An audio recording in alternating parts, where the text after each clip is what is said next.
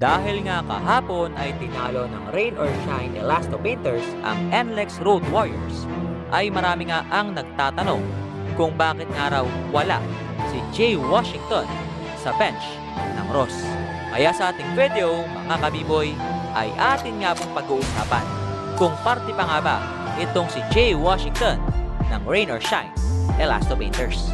Si Jay Washington nga po ay nagpa-draft noong taong 2005 sa koponan ng Air 21 Express bilang first overall pick at nakapaglaro na rin sa iba't ibang koponan sa PBA like TNT, SMB, Global Port, and lastly, Rain or Shine. At nakapag-uwi na nga ng 3 PBA championships at itinanghal pa ng 2 beses bilang best player of the conference. Kaya nga marami ang nagtataka kung bakit wala nga siya sa lineup ng Rain or Shine ngayong fourth season. Kaya naman sinagot siya ni Coach Caloy at sinabing nasa reserve list nga raw itong si Jay Washington.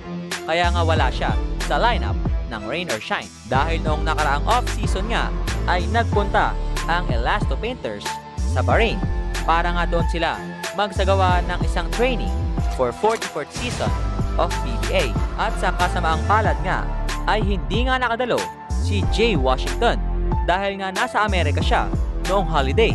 Kung kaya't ang naging basihan nga ni Coach Caloy sa pagpili ng kanyang lineup is yung mga nakitaan niya ng hard work noong off-season. Katulad na nga lang ni Dexter Maiquez kung saan nagpamalas nga ng matinding effort noong holiday. Kaya naman siya napabilang sa lineup ni Coach Caloy. At sinabi pa nga ni Coach Caloy na kung gusto nga raw makabalik ni Jay Washington sa lineup, dapat nga raw ay paghirapan na ito.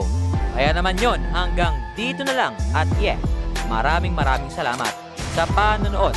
And once again, this is Bob Gamestyle TV saying, bye-bye!